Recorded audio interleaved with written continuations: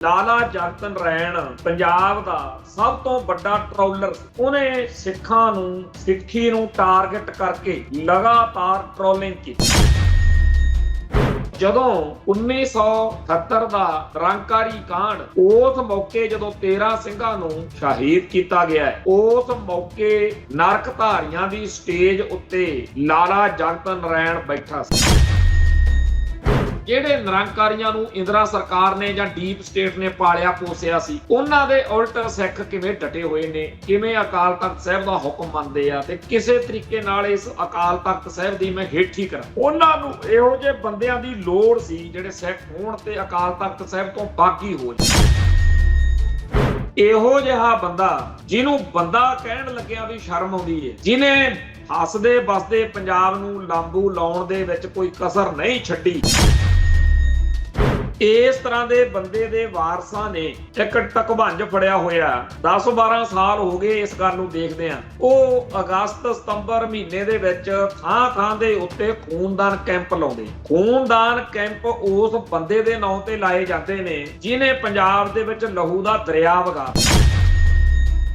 ਬਹੁਤੇ ਲੋਕਾਂ ਨੂੰ ਇਹ ਬਰਗਲਾਉਂਦੇ ਹੀ ਆਉਣਾ, ਉਹਨਾਂ ਨੂੰ ਪਤਾ ਹੀ ਨਹੀਂ ਲੱਗਣ ਦਿੰਦੇ ਕਿ ਲਾਲੇ ਜਗਤ ਨਰੈਣ ਦੀ ਯਾਦ ਪ੍ਰੋਗਰਾਮ। ਇਸ ਹਿਸਾਬ ਨਾਲ ਉਹ ਕਰਦੇ ਕੀ ਆ, ਚਾਹੁੰਦੇ ਕੀ ਆ ਕਿ ਲਾਲੇ ਦੀ ਯਾਦ ਵਿੱਚ ਪ੍ਰੋਗਰਾਮ ਕਰਾਓ, ਸਿੱਖਾਂ ਨੂੰ ਸੱਦੋ, ਸਿੱਖ ਉਹਨੂੰ ਗਾਲਾਂ ਕੱਢਣਗੇ, ਬਾੜਾ ਕਹਿਣਗੇ ਜਿਹੜਾ ਜਾਊਗਾ, ਤੇ ਇਸ ਤਰੀਕੇ ਨਾਲ ਉਹ ਬੰਦਾ ਧੱਕਿਆ ਧਕਾਇਆ ਫਿਰ ਲਾਲੇ ਜਗਤ ਨਰੈਣ ਵਾਲੀ ਧਿਰ ਚ ਆ ਜੂ, ਪੱਕਾ ਹੀ ਆ ਜੂ ਵੀ ਮੈਨੂੰ ਮੇਰੇ ਬੰਦੇ ਗਾਲਾਂ ਕੱਢ। ਇਸ ਬਦਲਦੀ ਦੁਨੀਆ ਵਿੱਚ ਤੁਸੀਂ ਪਿੱਛੇ ਨਾ ਰਹਿ ਜਾਓ। ਹਰ ਘਟਨਾ ਜੋ ਤੁਹਾਡੀ ਜ਼ਿੰਦਗੀ ਤੇ ਅਸਰ ਪਾ ਰਹੀ ਹੈ, ਅਸੀਂ ਉਸ ਬਾਰੇ ਦਵਾਂਗੇ ਤੁਹਾਨੂੰ ਸਟੀਕ ਤੇ ਸਹੀ ਜਾਣਕਾਰੀ। ਤੁਹਾਡਾ ਆਪਣਾ ਹੱਕ ਸੱਚ ਦੀ ਆਵਾਜ਼ TV84। TV84 ਦੇ ਨਾਲ ਜੁੜਨ ਲਈ ਆਪਣਾ ਫੋਨ ਚੁੱਕੋ ਤੇ ਐਪ ਸਟੋਰ ਵਿੱਚ ਜਾ ਕੇ ਡਾਊਨਲੋਡ ਕਰੋ TV84 ਦੀ ਨਵੀਂ ਐਪ। ਇਸ ਐਪ ਤੇ ਤੁਸੀਂ ਦੇਖ ਸਕਦੇ ਹੋ 24 ਘੰਟੇ TV84 ਦਾ ਲਾਈਵ ਚੈਨਲ ਅਤੇ ਨਾਲ ਹੀ ਪੰਜ ਪੰਜਾਬ ਅਤੇ ਦੁਨੀਆ ਭਰ ਦੀਆਂ ਅਹਿਮ ਖਬਰਾਂ। ਫਿਰ ਦੇਰ ਕਿਸ ਗੱਲ ਦੀ, ਹੁਣੇ ਡਾਊਨਲੋਡ ਕਰੋ TV84 ਦੀ ਨਵੀਂ ਐਪ।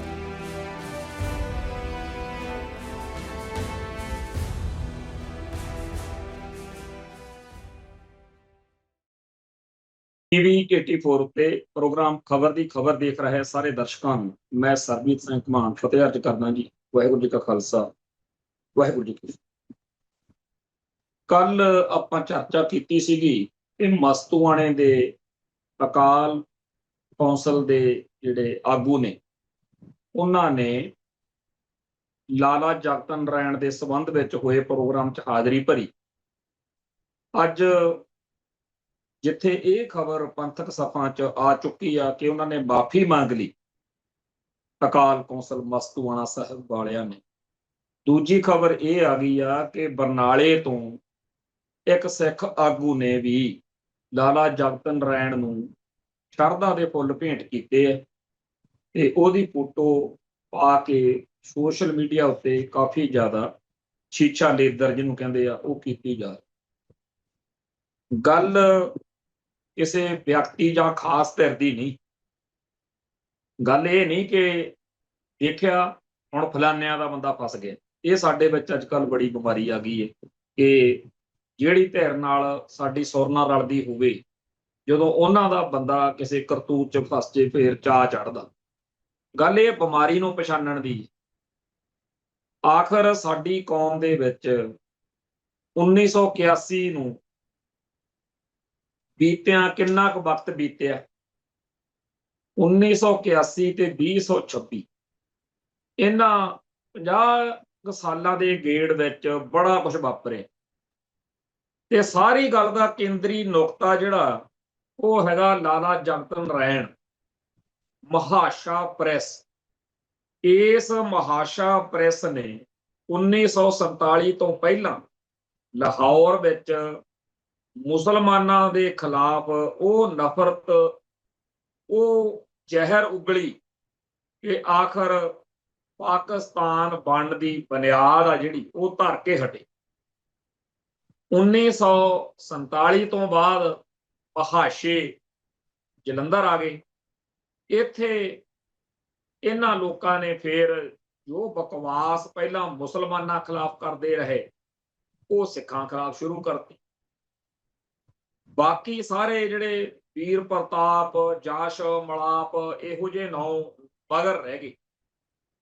ਲਾਲਾ ਜਗਤ ਨਾਰਾਇਣ ਦਾ ਨਾਂ ਸਭ ਤੋਂ ਮੋਹਰੀ ਬਣ।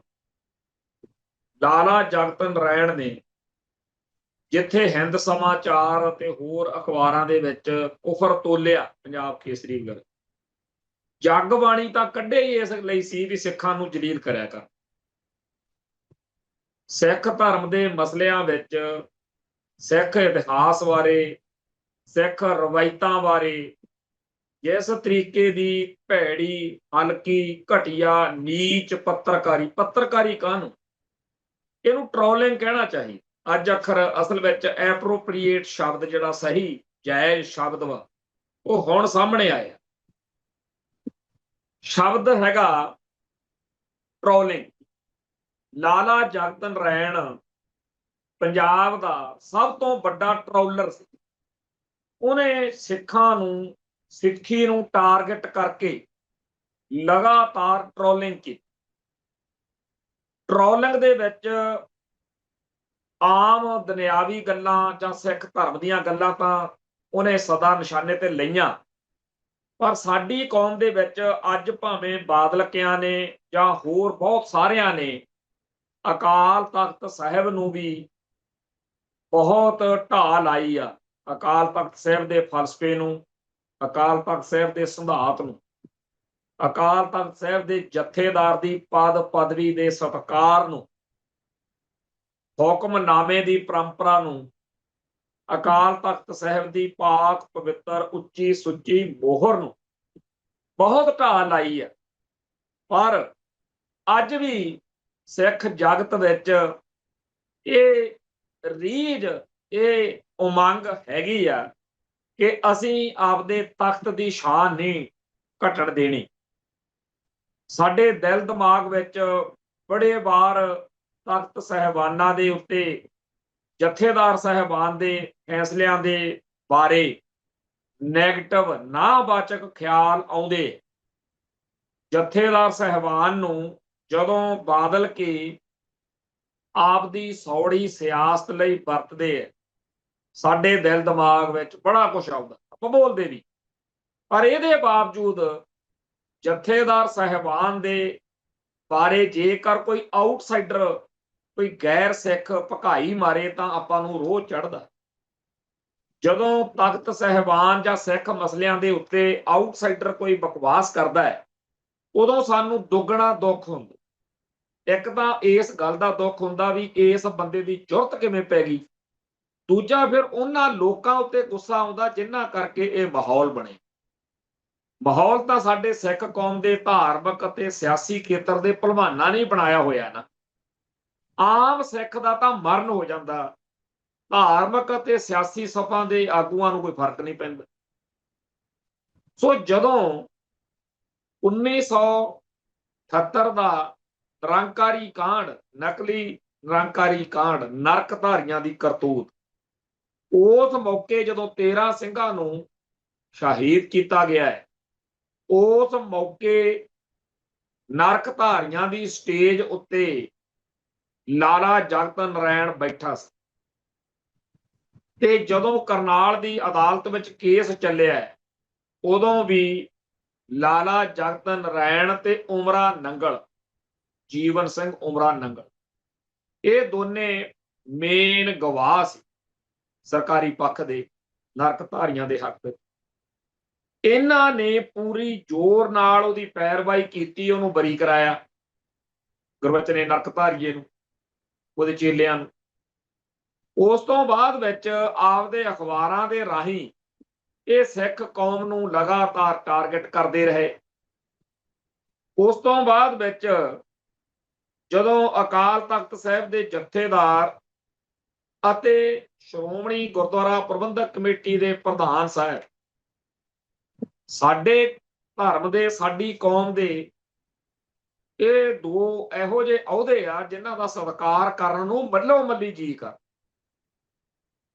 ਬੰਦਿਆਂ ਦਾ ਸਤਿਕਾਰ ਹੋਰ ਗੱਲ, ਅਹੁਦਿਆਂ ਦਾ, ਰੁਤਬੇ ਦਾ ਸਤਿਕਾਰ ਹੋਰ ਚੀਜ਼। ਸੋ ਜਿਵੇਂ ਇਸ ਸ਼ਖਸ ਨੇ ਉਹਨਾਂ ਦੋਨਾਂ ਅਹੁਦਿਆਂ ਦੇ ਖਿਲਾਫ ਆਪਦੀ ਨਫ਼ਰਤ, ਆਪਦੀ ਖਿਝ ਕੱਢੀ, ਉਹਦੇ ਬਾਰੇ ਅੱਜ ਵੀ ਜਦੋਂ ਉਹਦੇ ਸ਼ਬਦ ਪੜ੍ਹਦੇ ਆ ਤਾਂ ਕਾਲਜੇ ਨੂੰ ਅੱਗ ਲੱਗਦੀ। ਜਥੇਦਾਰ ਅਕਾਲ ਤਖਤ ਸਾਹਿਬ ਅਤੇ ਸ਼੍ਰੋਮਣੀ ਕਮੇਟੀ ਦੇ ਪ੍ਰਧਾਨ ਸਾਹਿਬ ਨੇ ਉਹਨਾਂ ਦਿਨਾਂ ਵਿੱਚ ਕੈਨੇਡਾ, ਅਮਰੀਕਾ ਤੇ ਹੋਰ ਕਈ ਮੁਲਕਾਂ ਦਾ ਇੱਕ ਟੂਰ ਜਿਹੜਾ ਸੀ, ਅੱਡ-ਅੱਡ ਮੁਲਕਾਂ ਦੇ ਵਿੱਚ ਸਿੱਖਾਂ ਦੇ ਨਾਲ ਮੇਲ ਮਿਲਾਪ ਕੀਤਾ ਸੀ। ਤੇ ਉਦੋਂ ਵਾਪਸ ਜਦੋਂ ਉਹ ਆਏ ਦੋਨੇ, ਤਾਂ ਇਹਨੇ ਲਗਾਤਾਰ ਉਹਦੇ ਖਿਲਾਫ ਲਾਰੇ ਜਗਤ ਨਾਰਾਇਣ ਨੇ ਆਪਦੇ ਅਖਬਾਰ ਵਿੱਚ ਲੇਖਾਂ ਦੀ ਇੱਕ ਲੜੀ ਲਿਖੀ ਸੀ। ਉਸ ਲੇਖ ਲੜੀ ਨੇ ਇੰਨਾ ਜ਼ਿਆਦਾ ਕੌਮ ਨੂੰ ਗੁੱਸਾ ਚੜਾਇਆ, ਰੋਹ ਚੜਾਇਆ, ਵੀ ਜਿਵੇਂ ਕਿਸੇ ਦੁੱਕੀ ਦੇ ਲਾਲੇ ਨੇ ਕਹਿੰਦੇ ਕਹਾਉਂਦੇ ਸਿੱਖ ਸਰਦਾਰ ਦੀ ਪੱਗ ਨੂੰ ਸ਼ਰੇ ਬਾਜ਼ਾਰ ਹੱਥ ਪਾ ਲਿਆ ਹੋਵੇ, ਇਹੋ ਜਿਹਾ ਸੀਨ ਬਣਿਆ ਹੋਇਆ ਸੀ। ਇਸ ਤਰ੍ਹਾਂ ਦੇ ਮਾਹੌਲ ਵਿੱਚ ਮਨਜੀਤ ਸਿੰਘ ਜੀਕੇ, ਜੋ ਦਿੱਲੀ ਅਕਾਲੀ ਦਲ ਦਾ ਲੀਡਰ ਹੈ, ਉਹਦੇ ਪਿਓ ਜਥੇਦਾਰ ਸੰਤੋਖ ਸਿੰਘ ਨੇ ਕੁਝ ਬਿਆਨ ਵੀ ਉਹਨਾਂ ਦਿਨਾਂ 'ਚ ਇਹੋ ਜਿਹੇ ਦੇ ਦਿੱਤੇ, ਜਿਨ੍ਹਾਂ ਦੇ ਆਧਾਰ ਤੇ ਉਹਨੂੰ ਵੀ ਅਕਾਲ ਤਖਤ ਸਾਹਿਬ ਤੇ ਪੇਸ਼ ਹੋਣ ਲਈ ਸੱਦਿਆ ਗਿਆ। ਜਦੋਂ ਉਹਨੇ ਕਿਹਾ, ਉਹ ਇੰਦਰਾ ਦੇ ਨੇੜੇ ਸੀ, ਜਦੋਂ ਜਥੇਦਾਰ ਸੰਤੋਖ ਸਿੰਘ ਨੇ ਅਕਾਲ ਤਖਤ ਸਾਹਿਬ ਤੇ ਪੇਸ਼ ਹੋਣ ਦੀ ਹਾਮੀ ਭਰੀ, ਤਾਂ ਇੰਦਰਾ ਨੇ ਪੂਰਾ ਜ਼ੋਰ ਲਾਇਆ ਵੀ ਤੂੰ ਨਾ ਜਾ। ਅਸਲ ਵਿੱਚ ਇੰਦਰਾ ਚਾਹੁੰਦੀ ਸੀ ਕਿ ਅਕਾਲ ਤਖਤ ਸਾਹਿਬ ਦੀ ਮੈਂ ਹੇਠੀ ਕਰਾਂ, ਮੈਂ ਇਹੋ ਜਿਹੇ ਸਿੱਖ ਲੈ ਆਵਾਂ ਸਾਹਮਣੇ ਵੀ ਤਖਤ ਚੀਜ਼ ਕੀ ਆ ਇਹਨਾਂ ਦਾ। ਇਹੀ ਗੱਲ ਹੋਰ ਇਹੋ ਜਿਹਾ ਹੈ, ਲਾਰੇ ਜਗਤ ਨਾਰਾਇਣ ਵਰਗੇ, ਇੰਦਰਾ ਵਰਗੇ ਹੋਰ ਬਥੇਰੇ ਸੀ ਜਿਹੜੇ ਸਿੱਖਾਂ ਨੂੰ ਇਸ ਤਰੀਕੇ ਨਾਲ ਟ੍ਰੋਲਿੰਗ ਵੀ ਕਰਦੇ ਸੀ ਤੇ ਕਹਿੰਦੇ ਸੀ ਜਾਂ ਚਾਹੁੰਦੇ ਸੀ ਕਿ ਸਿੱਖ ਕੌਮ ਆਪਦੇ ਇਤਿਹਾਸਕ ਵਿਰਸੇ ਨੂੰ, ਆਪਦੀਆਂ ਸੰਸਥਾਵਾਂ ਨੂੰ ਟਿੱਚ ਜਾਣਨਾ ਸ਼ੁਰੂ ਕਰੇ। ਉਹਨਾਂ ਨੂੰ ਇਹੋ ਜਿਹੇ ਬੰਦਿਆਂ ਦੀ ਲੋੜ ਸੀ ਜਿਹੜੇ ਸਿੱਖ ਹੋਣ ਤੇ ਅਕਾਲ ਤਖਤ ਸਾਹਿਬ ਤੋਂ ਬਾਗੀ ਹੋ ਜਾਣ। ਉਹਨਾਂ ਨੂੰ ਬੜਾ ਇਸ ਗੱਲ ਦਾ ਦੁੱਖ ਸੀ ਕਿ ਅਕਾਲ ਤਖਤ ਸਾਹਿਬ ਤੋਂ ਇੱਕ ਵਰਕੇ ਤੇ ਹੁਕਮਨਾਮਾ ਆ ਗਿਆ, ਇਹਨਾਂ ਨੂੰ ਦਿੱਲੀ ਦਾ ਜਾਂ ਭਾਰਤੀ ਸਟੇਟ ਦਾ ਨਹੀਂ ਹੈਗਾ। ਹੁਣ ਸਾਰੀ ਦੀ ਸਾਰੀ ਸਿੱਖ ਕੌਮ ਕਹਿੰਦੀ ਆ ਵੀ ਨਹੀਂ ਜੀ, ਸਾਡੇ ਅਕਾਲ ਤਖਤ ਸਾਹਿਬ ਤੋਂ ਹੁਕਮਨਾਮਾ ਆਇਆ ਹੋਇਆ। ਤੇ ਉਹ ਨਿਰੰਕਾਰੀਆਂ ਦੇ, ਜਿਹੜੇ ਨਿਰੰਕਾਰੀਆਂ ਨੂੰ ਇੰਦਰਾ ਸਰਕਾਰ ਨੇ ਜਾਂ ਡੀਪ ਸਟੇਟ ਨੇ ਪਾਲਿਆ ਪੋਸਿਆ ਸੀ, ਉਹਨਾਂ ਦੇ ਉਲਟ ਸਿੱਖ ਕਿਵੇਂ ਡਟੇ ਹੋਏ ਨੇ, ਕਿਵੇਂ ਅਕਾਲ ਤਖਤ ਸਾਹਿਬ ਦਾ ਹੁਕਮ ਮੰਨਦੇ ਆ ਤੇ ਕਿਸੇ ਤਰੀਕੇ ਨਾਲ ਇਸ ਅਕਾਲ ਤਖਤ ਸਾਹਿਬ ਦੀ ਮੈਂ ਹੇਠੀ ਕਰਾਂ। ਬੜਾ ਜ਼ੋਰ ਲਾਇਆ, ਜਥੇਦਾਰ ਸੰਤੋਖ ਸਿੰਘ ਨੂੰ ਰੋਕਣਾ ਚਾਹਿਆ, ਪਰ ਭਾਵੇਂ ਉਹ ਕਾਂਗਰਸ ਨਾਲ ਜਾਂ ਇੰਦਰਾ ਨਾਲ ਤਾਲਮੇਲ ਰੱਖਦਾ ਸੀ, ਭਾਵੇਂ ਉਹਦੇ 'ਚ ਕਈ ਸਿਆਸੀ ਤੌਰ ਤੇ ਘਾਟਾਂ ਵਾਧਾਂ ਹੋਣ, ਪਰ ਉਹਨੇ ਕਿਹਾ ਕਿ ਹਮ ਤੋਂ ਜਾਏਂਗੇ। ਆਖਰ ਉਹਦਾ ਕਤਲ ਕਰਵਾਤਾ ਇਹਨਾਂ ਨੇ। ਇੰਦਰਾ ਗਾਂਧੀ ਨੇ ਇਹੋ ਜਿਹੇ ਕਈ ਟਟਪੂੰਜੀਏ ਪਾਲੇ ਹੋਏ ਸੀ, ਲਾਲੇ ਜਗਤ ਨਾਰਾਇਣ ਵਰਗੇ। ਲਾਲੇ ਜਗਤ ਨਾਰਾਇਣ ਨੇ ਜਿਸ ਤਰੀਕੇ ਨਾਲ ਗੁਰੂ ਸਾਹਿਬਾਨ ਦਾ, ਸਿੱਖ ਕੌਮ ਦਾ ਤਿਰਸਕਾਰ ਕੀਤਾ, ਜਿਸ ਤਰੀਕੇ ਨਾਲ ਟ੍ਰੋਲਿੰਗ ਕੀਤੀ, ਉਹਦਾ ਨਤੀਜਾ ਨਿਕਲਿਆ ਕਿ ਆਖਰ ਲਾਲੇ ਨੂੰ ਸਿੱਖਾਂ ਨੇ ਸੋਧਾ ਲਾ। ਲੁਧਿਆਣੇ ਦੇ ਕੋਲ ਜਦੋਂ ਲਾਲੇ ਦਾ ਕੰਮ ਹੋ ਗਿਆ, ਉਦੋਂ ਬਾਅਦ ਵਿੱਚ ਸੰਤ ਭਿੰਡਰਾਂ ਵਾਲਿਆਂ ਦੇ ਜੱਥੇ ਨੂੰ ਚੰਦੋ ਕਲਾਂ ਦੇ ਵਿੱਚ ਘੇਰਾ ਪਾ ਕੇ ਜੋ ਉੱਥੇ ਹਕੂਮਤ ਨੇ ਜ਼ੁਲਮ ਕੀਤਾ, ਸਾਹਿਬ ਸ੍ਰੀ ਗੁਰੂ ਗ੍ਰੰਥ ਸਾਹਿਬ ਜੀ ਦੀਆਂ ਸੈਂਚੀਆਂ ਬਾਣੀ ਦੇ ਕੁੱਟ ਕੇ ਬੱਸ ਨੂੰ ਅੱਗ ਲਾ ਦਿੱਤੀ। ਜੋ ਚੰਦੋ ਕਲਾਂ 'ਚ ਵਾਪਰਿਆ, ਬਾਅਦ ਵਿੱਚ ਇੱਥੇ ਅੰਮ੍ਰਿਤਸਰ ਖਾਲਸਾ ਕਾਲਜ ਦੇ ਵਿਦਿਆਰਥੀਆਂ ਦੇ ਉੱਤੇ ਜ਼ੁਲਮ ਹੋਇਆ। ਇਸ ਸਾਰੇ ਚੱਕਰ ਵਿੱਚ ਆਖਰ ਸੰਤ ਜਰਨੈਲ ਸਿੰਘ ਜੀ ਖਾਲਸਾ ਭਿੰਡਰਾਂ ਵਾਲਿਆਂ ਨੇ ਕਹਿਤਾ ਕਿ ਮੈਂ 20 ਸਤੰਬਰ ਨੂੰ 1981 ਨੂੰ ਮਹਿਤਾ ਚੌਕ ਗ੍ਰਿਫਤਾਰੀ ਦਿਆਂਗਾ। ਗ੍ਰਿਫਤਾਰੀ ਮੌਕੇ ਵੀ ਗੋਲੀ ਚੱਲੀ, ਉੱਥੇ ਵੀ 1.5 ਦਰਜਨ ਸਿੰਘ ਸ਼ਹੀਦ। ਆਖਰ ਇਸ ਸਾਰੇ ਘਟਨਾਕ੍ਰਮ ਦਾ ਐਂਡ ਕੀ ਹੋਇਆ ਕਿ ਸੰਤ ਭਿੰਡਰਾਂ ਵਾਲਿਆਂ ਨੂੰ ਪਾਰਲੀਮੈਂਟ ਦੇ ਵਿੱਚ ਐਲਾਨ ਕਰਕੇ ਰਿਹਾ ਕੀਤਾ ਕਿ ਸੰਤ ਕਿਸੇ ਕੇਸ ਵਿੱਚ ਲੜੀਂਦੇ ਨਹੀਂ, ਬੇਦੋਸ਼ੀ। ਉਸ ਤੋਂ ਬਾਅਦ ਵਿੱਚ ਸੰਤ ਜਰਨੈਲ ਸਿੰਘ ਜੀ ਖਾਲਸਾ ਭਿੰਡਰਾਂ ਵਾਲਿਆਂ ਦਾ ਇਹ ਕਥਨ ਇੱਕ ਹਿਸਟਰੀ ਕ੍ਰੀਏਟ ਕਰ ਗਿਆ ਕਿ ਜੇ ਤਾਂ ਮੈਂ ਦੋਸ਼ੀ ਸੀ ਤਾਂ ਮੈਨੂੰ ਛੱਡਿਆ ਕਾਹਤੋਂ, ਜੇ ਮੈਂ ਬੇਦੋਸ਼ਾ ਸੀ ਮੈਨੂੰ ਫੜਿਆ ਕਾਹਤੋਂ। ਇਹ ਕੀ ਹੋਇਆ ਵੀ ਜਦੋਂ ਤੁਹਾਡਾ ਮੂਡ ਬਣ ਗਿਆ, ਤੁਹਾਡਾ ਜੀ ਕਰਿਆ ਆ, ਤੁਸੀਂ ਸਿੱਖਾਂ ਦੇ ਕਿਸੇ ਵੀ ਵੱਡੇ ਤੋਂ ਵੱਡੇ ਆਗੂ ਨੂੰ ਹੱਥ ਪਾ ਲਓ, ਜੇਲ੍ਹ 'ਚ ਰੱਖੋ ਤੇ ਆਖਰ ਆਪਦੀ ਮਰਜ਼ੀ ਨਾਲ ਹੀ ਕਹੋ ਵੀ ਤੂੰ ਹੁਣ ਘਰ ਨੂੰ ਜਾ, ਕੋਈ ਤੇਰੇ ਤੇ ਕੇਸ ਨਹੀਂ। ਇਸ ਮਾਮਲੇ ਵਿੱਚ ਇੰਡੀਅਨ ਸਟੇਟ ਬਹੁਤ ਕਸੂਤੀ ਫਸੀ ਕਿ ਜੇਕਰ ਸੰਤ ਭਿੰਡਰਾਂ ਵਾਲਿਆਂ ਦਾ ਕੋਈ ਦੋਸ਼ ਨਹੀਂ ਹੈ ਤਾਂ ਜਿਹੜਾ ਤੁਸੀਂ ਚੰਦੋ ਕਲਾਂ ਦੇ ਵਿੱਚ ਕਹਿਰ ਢਾਇਆ, ਜੋ ਤੁਸੀਂ ਖਾਲਸਾ ਕਾਲਜ ਵਿੱਚ ਕਹਿਰ ਢਾਇਆ, ਜੋ ਮਹਿਤਾ ਚੌਂਕ, ਨਾਥ ਦੀ ਖੂਹੀ ਤੇ ਹੋਰਨਾਂ ਥਾਵਾਂ ਉੱਤੇ ਸਿੱਖਾਂ ਉੱਤੇ ਕਹਿਰ ਢਾਇਆ, ਇਹ ਸਾਰੇ ਜ਼ਬਰ ਜ਼ੁਲਮ ਦਾ, ਇਸ ਅਤਿਆਚਾਰ ਦਾ ਕੀ ਹਿਸਾਬ ਦਿਓਗੇ। ਇਸ ਗੱਲ ਤੋਂ ਬਾਅਦ ਲਾਲੇ ਜਗਤ ਨਾਰਾਇਣ ਦੇ ਪੁੱਤ ਨੇ, ਰਮੇਸ਼ ਨੇ, ਕੋਈ ਕਸਰ ਨਹੀਂ ਛੱਡੀ। ਉਹਨੇ ਜਿਹੜੀ ਟਰੋਲਿੰਗ ਲਾਲਾ ਕਰਦਾ ਰਿਹਾ ਉਹ ਦੁੱਗਣੀ ਕੀਤੀ। ਆਖਰ ਪਿਓ ਪੁੱਤ ਦਾ ਮੇਲ ਹੋਇਆ, ਖਾਲਸਾ ਵਿਛੜਿਆਂ ਨੂੰ ਮੇਲਦਾ, ਦੋਨੇ ਮਿਲਾਤੇ ਪਿਓ ਪੁੱਤ ਸਿੱਖਾਂ ਨੇ। ਹੁਣ ਇਸ ਗੱਲ ਦਾ ਅੱਜ ਕਰਨ ਦਾ ਭਾਵ ਕੀ ਹੈ ਕਿ ਸਾਡੇ ਸਿੱਖ ਇਤਿਹਾਸ ਵਿੱਚ ਜੋ ਮੌਜੂਦਾ ਖਾਲਿਸਤਾਨ ਦੀ ਲਹਿਰ ਹੈ, ਜਿਹਦੇ ਬਹੁਤ ਸਾਰੇ ਪੱਖ ਨੇ, ਅਸੀਂ ਨਿਤ ਨਵੇਂ 2-4 ਮਸਲੇ ਸਾਹਮਣੇ ਆਉਂਦੇ, ਇਹਦੇ ਸੈਂਟਰ ਦੇ ਵਿੱਚ ਪਿਆ ਲਾਲੇ ਜਗਤ ਨਾਰਾਇਣ ਦਾ ਟਰੋਲਿੰਗ ਕਰਨ ਦਾ ਉਹ ਪਾਪ, ਜਿਹਦੇ ਕਰਕੇ ਪਹਿਲਾਂ ਲਾਲਾ ਠੋਕਣਾ ਪਿਆ। ਲਾਲੇ ਨੇ ਜਿੱਥੇ ਆਪ ਮਰਿਆ, ਲਾਲਾ ਉਹ ਗੰਦਾ ਆਂਡਾ ਹੈ, ਜਿਹਦੇ ਬਾਰੇ ਸਾਡੇ ਆਪਾਂ ਇੱਕ ਗੱਲ ਸੁਣਦੇ ਆਏ ਆ ਵੀ ਕਿਸੇ ਪਿੰਡ 'ਚ ਕੋਈ ਗੰਦਾ ਬੰਦਾ ਰਹਿੰਦਾ ਸੀ, ਭੈੜੀ ਸੋਚ ਵਾਲਾ ਬੰਦਾ ਰਹਿੰਦਾ ਸੀ। ਸਾਰੇ ਪਿੰਡ ਦੇ ਲੋਕ ਉਹਦੇ ਤੋਂ ਦੁਖੀ ਸੀ। ਉਹਨੇ ਜਿਉਂਦੇ ਜੀ ਕਦੇ ਕਿਸੇ ਨੂੰ ਬਖਸ਼ਿਆ ਨਹੀਂ ਸੀ।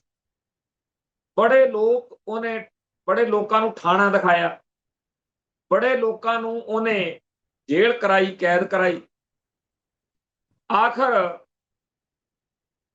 ਉਹਦਾ ਮਰਨ ਦਾ ਦਿਨ ਆ ਰਿਹਾ ਸੀ ਤੇ ਲੋਕ ਕਹਿੰਦੇ ਸੀ ਵੀ ਸ਼ੁਕਰ ਆ ਇਹ ਮਰੇ ਤੇ ਪਿੰਡ ਦਾ, ਇਲਾਕੇ ਦਾ ਕੋਈ ਬਚਾਅ ਹੋਵੇ।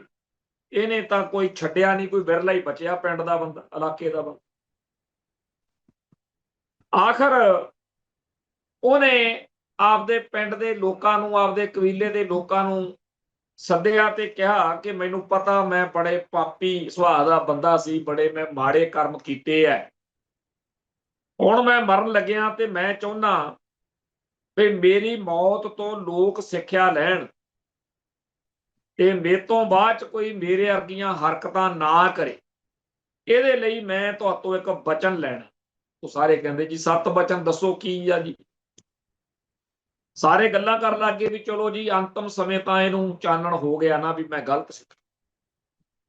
ਕਹਿੰਦਾ ਬਸ ਮੇਰੀ ਇੱਕੋ ਬੇਨਤੀ ਆ ਵੀ ਜਦੋਂ ਮੈਂ ਮਰ ਗਿਆ ਤਾਂ ਮੇਰੇ ਨਾਲ ਸੰਘ ਦੇ ਵਿੱਚ ਇੱਕ ਵੱਡਾ ਕਿੱਲ ਠੋਕ ਦਿਓ, ਉਹ ਖੋਲ ਕੇ ਵੱਡਾ ਸਾਰਾ ਕਿੱਲ ਠੋਕ ਦਿਓ ਤੇ ਮੈਨੂੰ ਇਹ ਜਦੋਂ ਦੁਨੀਆ ਨੂੰ ਪਤਾ ਲੱਗੂਗਾ ਫਿਰ ਲੋਕ ਕਿਹਾ ਕਰਨਗੇ ਵੀ ਜਿਹੜਾ ਮਾੜੇ ਕਰਮ ਕਰਦਾ ਫਿਰ ਏਦਾਂ ਉਹਦੀ ਮੌਤ ਐਡੀ ਭੈੜੀ ਹੁੰਦੀ। ਮੌਤ ਹੋ ਗਈ, ਕਿੱਲ ਠੋਕ ਕੇ ਉਹਨੂੰ ਲਈ ਜਾਂਦੇ ਆ। ਰਾਸਤੇ ਦੇ ਵਿੱਚ ਪੁਲਿਸ ਮਿਲ ਪਈ, ਉਹਨਾਂ ਨੇ ਦੇਖਿਆ ਵੀ ਆਹ ਲਾਸ਼ ਚਲੋ ਲਈ ਜਾਂਦੇ ਆ, ਇਹਦੇ ਮੂੰਹ ਵਾਲੇ ਪਾਸੇ ਉੱਪਰ ਨੂੰ ਕਿੱਲੂ ਜਿਹਾ ਕੀ ਖੜਾ। ਪੁਲਿਸ ਨੇ ਲਾਸ਼ ਰਖਵਾ ਲਈ ਥੱਲੇ। ਜਦੋਂ ਦੇਖਿਆ ਵੀ ਇਹਦਾ ਕਿੱਲ ਠੋਕਿਆ ਹੋਇਆ, ਪੁਲਿਸ ਨੇ ਉਹ ਸਾਰੇ ਜਿਹੜੇ ਲਈ ਜਾਂਦੇ ਸੀ ਉਹਦੇ ਪਿਓ ਦੇ ਨਾਲ ਉਹਦੇ ਪੁੱਤ ਜਾਂ ਹੋਰ ਭਤੀਜੇ ਜਾਂ ਗਲੀ ਗਵਾਂਢ ਦੇ ਜਾਂ ਹੋਰ ਖਲਕਤ ਜਿਹੜੀ ਮਗਰ ਆਉਂਦੀ ਸੀ, ਉਹ ਸਾਰਿਆਂ ਨੂੰ ਫੜ ਲਿਆ ਵੀ ਮਾਰਿਆ ਹੀ ਤੁਸੀਂ ਆ, ਇਹਦੇ ਸੰਗ ਚ ਕਿੱਲ ਠੋਕੇ, ਹੁਣ ਤੁਸੀਂ ਇਹਨੂੰ ਮਾਰ ਠੋਕਣ ਚੱਲੇ ਹੋ ਚੋਰੀ ਚੋਰੀ। ਉਹ ਸਾਰੇ ਨਾਲੇ ਜੇਲ੍ਹ ਦੇ ਵਿੱਚ ਦੁੱਖ ਕੱਟਣ ਤੇ ਨਾਲੇ ਕਿਹਾ ਕਰਨ ਵੀ ਮਰਦਾ ਮਰਦਾ ਵੀ ਸਾਨੂੰ ਕੈਦ ਕਰਾ। ਸੋ ਲਾਲੇ ਜਗਤ ਨਾਰਾਇਣ ਨੇ ਵੀ ਇਹੀ ਕਰਤੂਤ ਕੀਤੀ। ਆਪ ਤਾਂ ਜਿਹੜਾ ਮਰਨਾ ਸੀ ਮਰਿਆ, ਪਰ ਪੰਜਾਬ ਨੂੰ ਬਲਦੀ ਦੇ ਬੂਥੇ ਦੇ ਗਏ। ਇਹੋ ਜਿਹਾ ਬੰਦਾ ਜਿਹਨੂੰ ਬੰਦਾ ਕਹਿਣ ਲੱਗਿਆ ਵੀ ਸ਼ਰਮ ਆਉਂਦੀ ਹੈ, ਜਿਹਨੇ ਹੱਸਦੇ ਬਸਦੇ ਪੰਜਾਬ ਨੂੰ ਲਾਂਬੂ ਲਾਉਣ ਦੇ ਵਿੱਚ ਕੋਈ ਕਸਰ ਨਹੀਂ ਛੱਡੀ, ਇਹੋ ਜਿਹੇ ਬੰਦੇ ਦੇ ਬਾਰੇ ਹਰੇਕ ਸਿੱਖ ਨੂੰ ਤਾਂ ਕੀ ਗੈਰ ਸਿੱਖ ਨੂੰ ਵੀ ਪਤਾ ਹੋਣਾ ਚਾਹੀਦਾ। ਤੇ ਇਸ ਗੱਲ ਦੇ ਵਿੱਚ ਕੋਈ ਸ਼ੱਕ ਨਹੀਂ ਕਿ ਬੜੇ ਇਸ ਤੋਂ ਬੜੇ ਲੋਕ ਨੇ ਜਿਹੜੇ ਸਿੱਖ ਨਹੀਂ, ਤੇ ਉਹ ਮੰਨਦੇ ਆ ਕਿ ਲਾਲੇ ਜਗਤ ਨਾਰਾਇਣ ਦੇ ਬੀਜੇ ਹੋਏ ਕੰਡੇ ਆ ਜਿਹੜਾ ਪੰਜਾਬ ਦੇ ਵਿੱਚ ਲਾਂਬੂ ਲੱਗੇ ਨੇ। ਇਸ ਤਰ੍ਹਾਂ ਦੇ ਬੰਦੇ ਦੇ ਵਾਰਸਾਂ ਨੇ ਇੱਕ ਟਕਭੰਜ ਫੜਿਆ ਹੋਇਆ। 10-12 ਸਾਲ ਹੋ ਗਏ ਇਸ ਗੱਲ ਨੂੰ ਦੇਖਦੇ ਆ। ਉਹ ਅਗਸਤ ਸਤੰਬਰ ਮਹੀਨੇ ਦੇ ਵਿੱਚ ਥਾਂ ਥਾਂ ਦੇ ਉੱਤੇ ਖੂਨਦਾਨ ਕੈਂਪ ਲਾਉਂਦੇ। ਖੂਨਦਾਨ ਕੈਂਪ ਉਸ ਬੰਦੇ ਦੇ ਨਾਂ ਤੇ ਲਾਏ ਜਾਂਦੇ ਨੇ ਜਿਹਨੇ ਪੰਜਾਬ ਦੇ ਵਿੱਚ ਲਹੂ ਦਾ ਦਰਿਆ ਵਗਾ। ਤੇ ਜਿੱਥੇ ਵੀ ਇਹ ਲੋਕ ਜਾਂਦੇ ਆ, ਉਹ ਬੜੇ ਵਧੀਆ ਜੇ ਬੀਬੇ ਜੇ ਬਣ ਕੇ ਲੋਕਾਂ ਨੂੰ ਮਿਲਦੇ। ਪਿਛਲੇ 10-12 ਸਾਲਾਂ ਦੇ ਵਿੱਚ ਬੜੀ ਵੇਰ ਮੈਂ ਇਹ ਦੇਖਿਆ, ਕਈ ਸਿੱਖ ਸੰਸਥਾਵਾਂ ਨੂੰ, ਕਈ ਪੰਥਕ ਸਭਾ 'ਚ ਵਿਚਰਦੇ ਲੋਕਾਂ ਨੂੰ ਜਦੋਂ ਬਾਅਦ 'ਚ ਦੱਸੀਦਾ ਇਹ ਤਾਂ ਲਾਲੇ ਜਗਤ ਨਾਰਾਇਣ ਦੀ ਯਾਦ ਵਿੱਚ ਖੂਨਦਾਨ ਕੈਂਪ ਲਾਉਣ ਲੱਗੇ, ਫਿਰ ਉਹਨਾਂ ਨੂੰ ਸਮਝ ਲੱਗਦੀ ਆ ਕਿ ਸਾਤੋਂ ਕਿੱਡਾ ਵੱਡਾ ਪਾਪ ਕਰਵਾਉਣ ਲੱਗੇ ਸੀ। ਬਹੁਤੇ ਲੋਕਾਂ ਨੂੰ ਇਹ ਬਰਗਲਾਉਂਦੇ ਹੀ ਆਉਂ, ਉਹਨਾਂ ਨੂੰ ਪਤਾ ਹੀ ਨਹੀਂ ਲੱਗਣ ਦਿੰਦੇ ਕਿ ਲਾਲੇ ਜਗਤ ਨਾਰਾਇਣ ਦੀ ਯਾਦ 'ਚ ਪ੍ਰੋਗਰਾਮ। ਇਸ ਹਿਸਾਬ ਨਾਲ ਉਹ ਕਰਦੇ ਕੀ ਆ, ਚਾਹੁੰਦੇ ਕੀ ਆ ਕਿ ਲਾਲੇ ਦੀ ਯਾਦ ਵਿੱਚ ਪ੍ਰੋਗਰਾਮ ਕਰਾਓ, ਸਿੱਖਾਂ ਨੂੰ ਸੱਦੋ, ਸਿੱਖ ਉਹਨੂੰ ਗਾਲਾਂ ਕੱਢਣਗੇ, ਪਾੜਾ ਕਹਿਣਗੇ ਜਿਹੜਾ ਜਾਊਗਾ, ਤੇ ਇਸ ਤਰੀਕੇ ਨਾਲ ਉਹ ਬੰਦਾ ਧੱਕਿਆ ਧਕਾਇਆ ਫਿਰ ਲਾਲੇ ਜਗਤ ਨਾਰਾਇਣ ਵਾਲੀ ਧਿਰ 'ਚ ਆ ਜਾਊਗਾ, ਪੱਕਾ ਹੀ ਆ ਵੀ ਮੈਨੂੰ ਮੇਰੇ ਬੰਦੇ ਗਾਲਾਂ ਕੱਢਦੇ।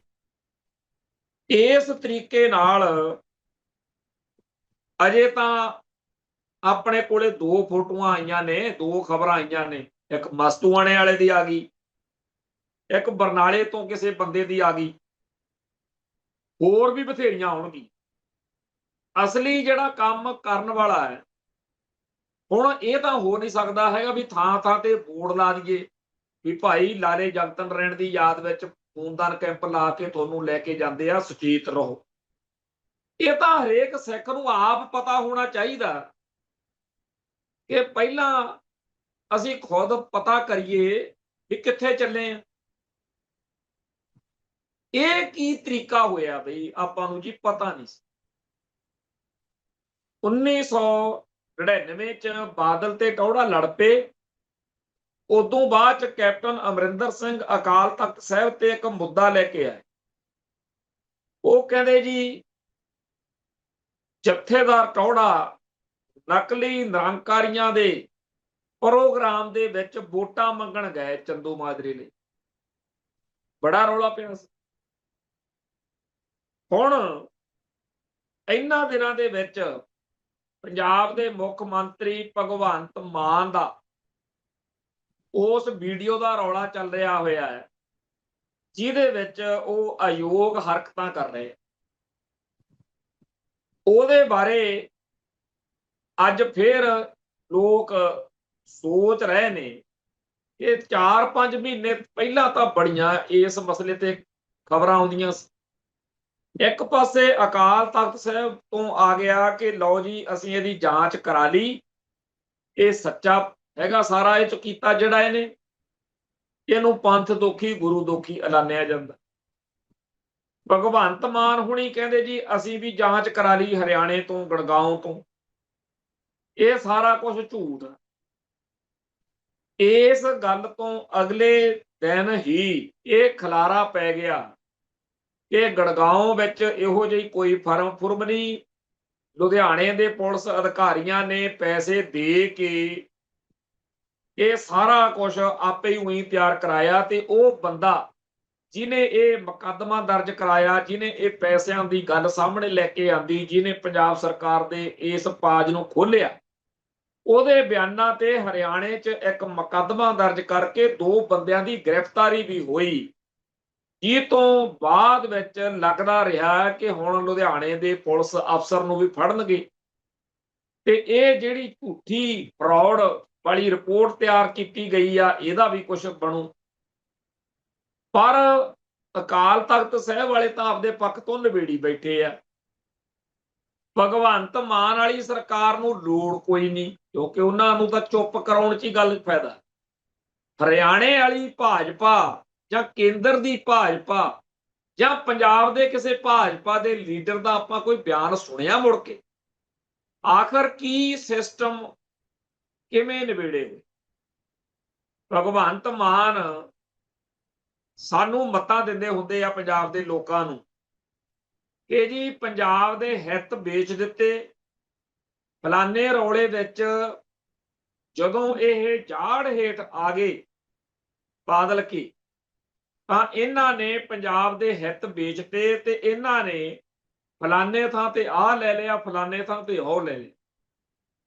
ਜਾਣੀ ਕਿ ਭਗਵੰਤ ਮਾਨ ਇਹ ਕਹਿੰਦਾ ਆ ਕਿ ਜਦੋਂ ਵੀ ਪੰਥ ਅਤੇ ਪੰਜਾਬ ਲਈ ਕੁਝ ਮਿਲਣ ਦੀ ਵਾਰੀ ਆਉਂਦੀ ਆ, ਉਦੋਂ ਆਪਦੇ ਸਵਾਰਥਾਂ ਦੀ ਬਲੀ ਚਾੜ ਦਿੰਦੇ ਆ ਬਾਦਲ ਕੇ ਉਹ ਚੀਜ਼। ਹੁਣ ਇਸ ਮੌਕੇ ਇਹ ਕਿਸੇ ਦੇ ਸਾਹਮਣੇ ਬਹੁਤੀ ਔਖੀ ਉਲਝਣ ਵਾਲੀ ਗੱਲ ਨਹੀਂ ਕਿ ਬੀਜੇਪੀ ਕਿਉਂ ਚੁੱਪ ਹੋਈ। ਆਖਰ ਕੋਈ ਤਾਂ ਵਜ੍ਹਾ ਹੈ ਕਿ ਬੀਜੇਪੀ ਚੁੱਪ ਹੋਈ। ਕਿਉਂ ਪੁਲਿਸ ਹੁਣ ਦੜ ਵੱਟ ਕੇ ਬਹਿ ਗਈ ਜਿਹੜੀ ਚੱਕ ਲੋ ਕਰਦੀ ਫਿਰਦੀ ਸੀ? ਐਵੇਂ ਹੀ ਜਿਹੜੇ ਬਾਦਲ ਦਲੀਆਂ ਨੂੰ ਵਿਪਤਾ ਪਈ ਰਹਿੰਦੀ ਸੀ, ਜਿੱਦਣ ਮੋਦੀ ਨਾਲ ਸੁਖਬੀਰ ਸਿੰਘ ਬਾਦਲ ਦੀ ਜੱਫੀ ਪੈ ਗਈ, ਉਦੋਂ ਬਾਅਦ ਚ ਉਹ ਵੀ ਦੜ ਵੱਟ ਗਏ। ਤੇ ਸਾਫ਼ ਦਿਖਦਾ ਕਿ ਇਸ ਵਾਰ ਜੇ ਗੱਠਜੋੜ ਹੋਇਆ ਤਾਂ ਪੰਥ ਅਤੇ ਪੰਜਾਬ ਦੇ ਹਿੱਤਾਂ ਦੀ ਪਤਾ ਨਹੀਂ ਕਿਹੜਿਆਂ ਦੀ ਬਲੀ ਚਾੜੀ ਜਾਣੀ।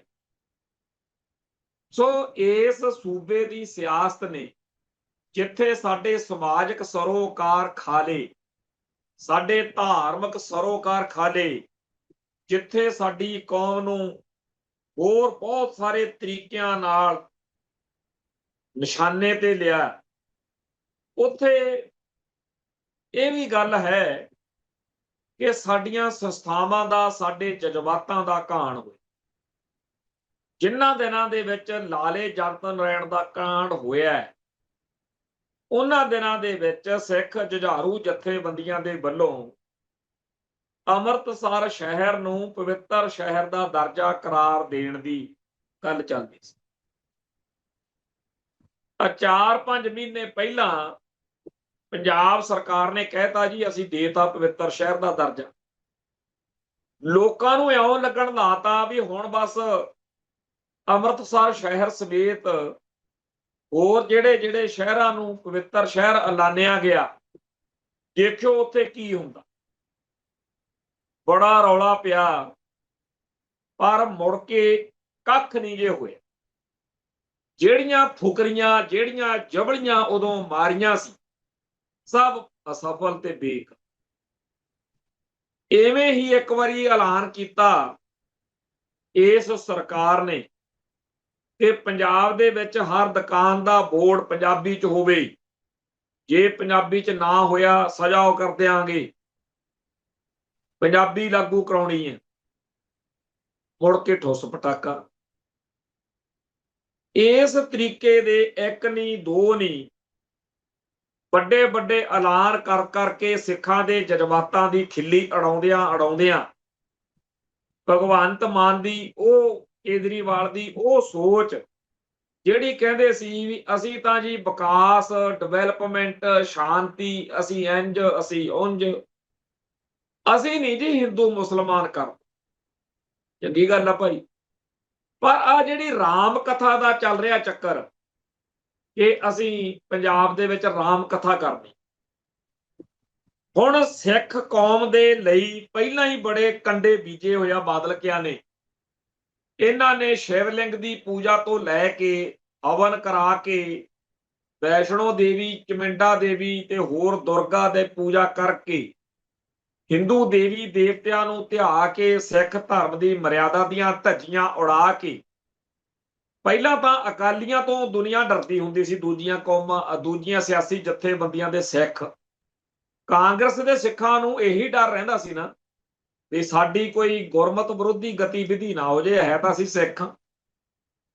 ਹੁਣ ਜਦੋਂ ਅਕਾਲੀ ਕਹਾਉਣ ਵਾਲੇ ਬਾਦਲ ਕਿਆਂ ਨੇ ਗੰਦ ਪਾਤਾ, ਫੇਰ ਹੋਰ ਕਿਸੇ ਦੇ। ਸੋ ਇਸ ਮੌਕੇ ਰਾਮ ਕਥਾ ਦੇ ਬਹਾਨੇ ਹਿੰਦੂ ਜਜ਼ਬਾਤਾਂ ਨੂੰ ਕੈਸ਼ ਕਰਾਉਣ ਦੇ ਲਈ ਕੇਜਰੀਵਾਲ ਦੀ ਸੈਨਾ ਪੂਰਾ ਜ਼ੋਰ ਲਾ ਰਹੀ।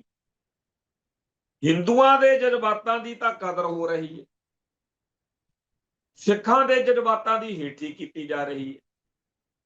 ਅਕਾਲ ਤਖਤ ਸਾਹਿਬ ਦੇ ਵਿੱਚ ਮੰਨ ਕੇ ਆਏ ਕਿ ਅਸੀਂ ਸਾਹਿਬ ਸ੍ਰੀ ਗੁਰੂ ਗ੍ਰੰਥ ਸਾਹਿਬ ਜੀ ਦੇ ਅਦਬ ਦੇ ਮੁਤਲਕ ਜੋ ਕਾਨੂੰਨ ਬਣਾਇਆ, ਉਹਦੇ 'ਚ ਜੋ ਸਾਨੂੰ ਹੁਕਮ ਅਕਾਲ ਤਖਤ ਸਾਹਿਬ ਤੋਂ ਆਊਗਾ ਉਹਦੇ ਹਿਸਾਬ ਨਾਲ ਸੋਧਾ ਕਰਦੇ ਹਾਂ।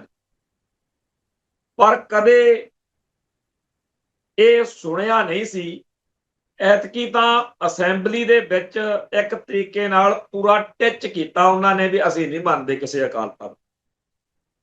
ਹੁਣ ਅਕਾਲ ਤਖਤ ਸਾਹਿਬ ਦੀ ਸ਼ਾਨ ਨੂੰ ਇਸ ਤਰੀਕੇ ਨਾਲ ਵੱਟਾ ਲਾ ਕੇ ਅਗਲੇ ਰਾਮ ਕਥਾ ਦੇ ਰਾਹ ਤੁਰੇ ਹੋਏ ਨੇ ਵੀ ਸਿੱਖਾਂ ਦੀਆਂ ਵੋਟਾਂ ਤੋਂ ਲੈਣਾ ਕੀ ਹੈ। ਹੁਣ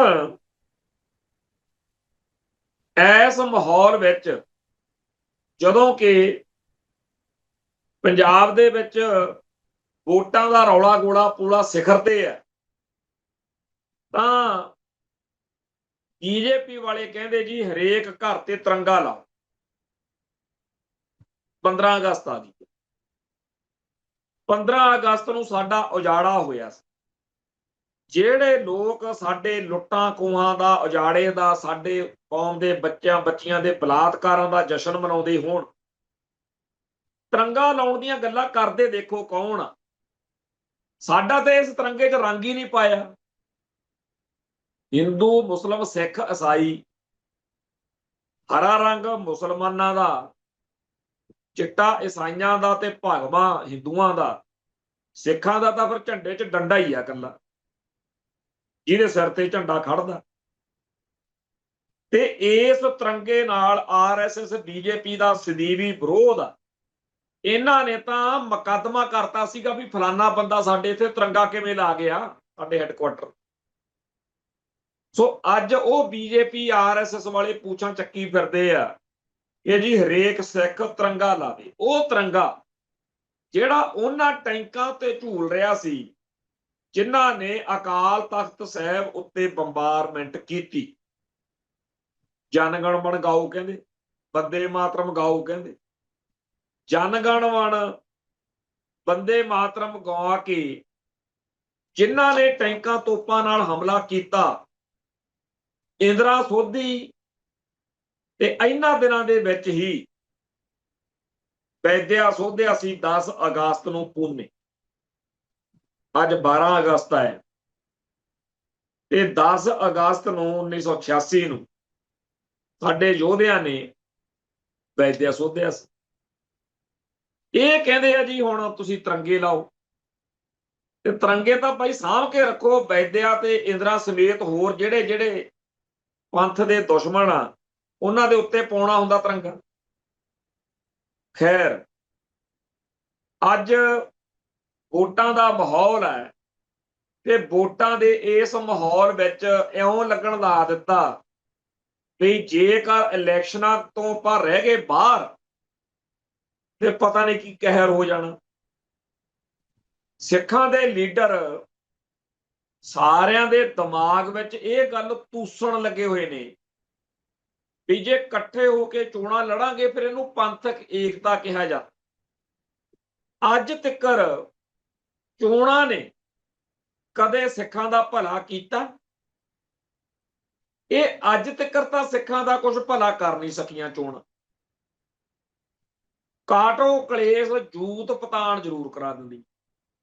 ਆਹ ਇਲੈਕਸ਼ਨਾਂ ਜਿਹੜੀਆਂ ਇਸ ਵਾਰ ਦੀਆਂ ਨੇ, ਐਤਕੀ ਤਾਂ ਸਭ ਤੋਂ ਵੱਧ ਜੂਤ ਪਤਾਣ ਹੋਣ। ਆਪਾਂ ਕੱਲ ਵੀ ਗੱਲ ਕੀਤੀ ਸੀ, ਬੱਸੀ ਪਠਾਣਾ ਵਾਲੀ ਸੀਟ ਤੇ ਸ਼ਹੀਦ ਭਾਈ ਬੇਅੰਤ ਸਿੰਘ ਦੀ ਬੇਟੀ ਇੰਦਰਾ ਕਾਂਡ ਵਾਲੇ ਦੀ, ਇੰਦਰਾ ਕਾਂਡ ਵਾਲੇ ਸ਼ਹੀਦ ਕੇਹਰ ਸਿੰਘ ਦੇ ਪੁੱਤ ਦੇ ਮੁਕਾਬਲੇ ਤੇ ਦੋਨੇ ਜਾਣੇ ਚੋਣ ਲੜਾਤੇ। ਇਹ ਪੰਥਕ ਬੰਦਿਆਂ ਦਾ ਕੰਮ। ਜਦੋਂ ਦੋਨੇ ਜਾਣੇ ਆਮਣੇ ਸਾਹਮਣੇ ਆ ਤਾਂ ਲੋਕ, ਸੰਗਤ, ਆਮ ਵੋਟਰ ਪੁੱਛਦਾ ਵੀ ਫੇਰ ਤੁਸੀਂ ਬਾਅਦ ਚ ਕਹਿਣਾ ਹੈਗਾ ਜੀ ਪੰਥ ਨਹੀਂ ਸਾਥ ਦਿੰਦਾ। ਜੇ ਦੋਨਾਂ ਦੀ ਇਸ ਲੜਾਈ ਚੋਂ ਤੀਜਾ ਲਾਭ ਲੈ ਜੇ, ਜਿਵੇਂ ਜਾਗੀਰ ਕੌਰ ਅਤੇ ਬੀਬੀ ਖਾਲੜਾ ਦੇ ਟਕਰਾਅ ਵਿੱਚ ਡੈਂਪੇ ਦਾ ਦਾਅ ਲੱਗ ਗਿਆ ਸੀ ਖਡੂਰ ਸਾਹਿਬ। ਸੋ ਕਹਿਣ ਤੋਂ ਭਾਵ ਇਹ ਕਿ ਇਸ ਵਾਰ ਪੰਥਕ ਸਫਾ ਵਾਲੀਆਂ ਜਥੇਬੰਦੀਆਂ ਵਿੱਚੋਂ ਵਾਰਸ ਪੰਜਾਬ ਦੇ ਜਥੇਬੰਦੀ ਦਾ ਇਹ ਸੋਚਣਾ ਹੈ ਕਿ ਅਸੀਂ ਤਾਂ ਜੀ ਕੱਲਿਆਂ ਨੇ ਚੋਣ ਲੜਨੀ ਆ, ਬਾਕੀ ਜਿਹਨੇ ਜੋ ਮਰਜ਼ੀ ਕਰਨਾ ਕਰ।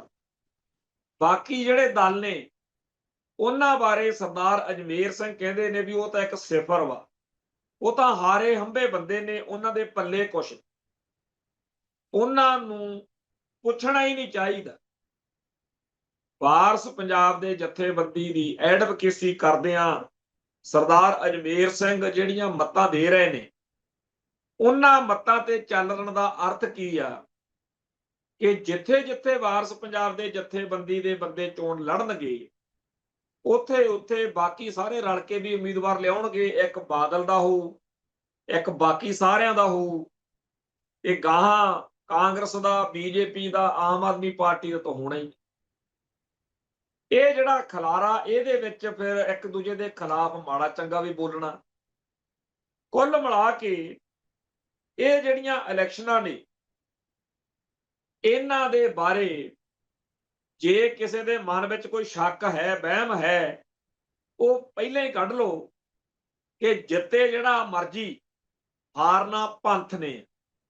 ਪੰਥ ਦਾ ਜਲੂਸ ਨਿਕਲੂ ਤੇ ਪੰਥਕ ਸੋਚ ਆ ਜਿਹੜੀ, ਉਹਨੂੰ ਤਾਂ ਇਹਨਾਂ ਦਿਨਾਂ ਚ ਟਿਚਰਾਂ ਕਰਦੇ। ਪੰਥਕ ਸੋਚ ਦੇ ਝੰਡਾ ਬਰਦਾਰ ਭਾਈ ਬਲਬੀਰ ਸਿੰਘ ਭੂਤਨਾ ਨਾਂ ਦੇ ਇੱਕ ਜੁਝਾਰੂ ਦੀਆਂ 4-5 ਇਸ time interviews, podcast social media ਤੇ YouTube ਤੇ ਆਏ ਨੇ।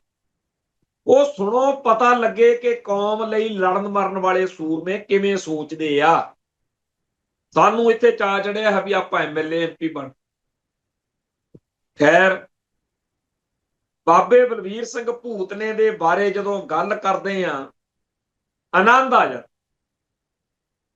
ਇਹ ਗੁਰਬਾਣੀ ਦੀ ਪੰਕਤੀ ਪੜ੍ਹਨੀ ਬੜੀ ਸੌਖੀ ਹੈ, ਜੇ ਤੂੰ ਮੇਰਾ ਹੋਏ ਰਹੇ ਸਭ ਜਗ ਤੇਰਾ, ਪਰ ਇਹਨੂੰ ਜਿਉਂ ਕੇ ਦਿਖਾਇਆ। ਜਦੋਂ ਬਾਬਾ ਦੱਸਦਾ ਨਾ ਬਲਬੀਰ ਸਿੰਘ ਭੂਤਨਾ ਵੀ ਮੈਂ ਤਾਂ ਜੀ ਬਾਲਮੀਕੀਆਂ ਦਾ ਮੁੰਡਾ, ਸਿੱਖੀ ਨਾਲ ਪਿਆਰ ਪੈ ਗਿਆ ਤੇ ਫਿਰ ਗੁਰੂ ਦੇ ਲੜ ਲੱਗ ਕੇ, ਜਿਵੇਂ ਇੱਕ ਬਾਪ ਦੀ ਇੱਜ਼ਤ ਲਈ, ਬਾਪ ਦੇ ਸਤਿਕਾਰ ਲਈ ਹਰ ਵੇਲੇ ਸੋਚੀਦਾ, ਉਵੇਂ ਗੁਰੂ ਲਈ ਸੋਚੇ ਤੇ ਜੋ ਕਰ ਸਕੇ ਉਹ ਕੀਤਾ। ਤੇ ਹਰ ਪਲ ਇਹੀ ਰਿਹਾ ਕਿ ਆਖਰ ਇੱਕ ਦਿਨ ਕੌਮ ਦੇ ਗੁਰੂ ਦੇ ਲੇਖੇ ਲੱਗ ਹੀ ਜਾਣਾ। ਤੇ ਜੇਕਰ ਇਸ ਸਾਰੇ ਸਫ਼ਰ ਦੌਰਾਨ ਠੰਡੇ ਤੱਤੇ ਦਿਨ ਦੇਖਣੇ ਪਏ, ਉਹਨਾਂ ਦੀ ਗੱਲ ਨਹੀਂ ਵੀ ਦੁੱਖ, ਹਾਏ ਚੀਕਾਂ, ਹਾਏ ਮੈਂ ਜੇਲ੍ਹ ਚਲੇ ਗਿਆ, ਹਾਏ ਮੈਨੂੰ ਅੰਦਰ ਕਰਤਾ। ਬਾਬਾ ਭੂਤਨੇ ਤੇ 40 ਕੇਸ ਪਏ। ਟਾਡਾ ਪੋਟਾ ਵਾਲੀਆਂ ਤਾਂ ਗੱਲਾਂ ਛੱਡੋ, UAPA ਸਭ ਤੋਂ ਪਹਿਲਾਂ ਬਾਬੇ ਭੂਤਨੇ ਤੇ ਲੱਗੀ। ਅੱਜ ਵੀ ਹੱਸ ਕੇ ਗੱਲ ਕਰ, ਖਿੜੇ ਮੱਥੇ, ਕਹਿੰਦਾ ਵੀ ਜੇਲ੍ਹ ਤਾਂ ਰੱਬ ਨੇ ਸੁਲਤਾਨਾਂ ਵਾਂਗੂ ਕਟਾਈ ਹੈ।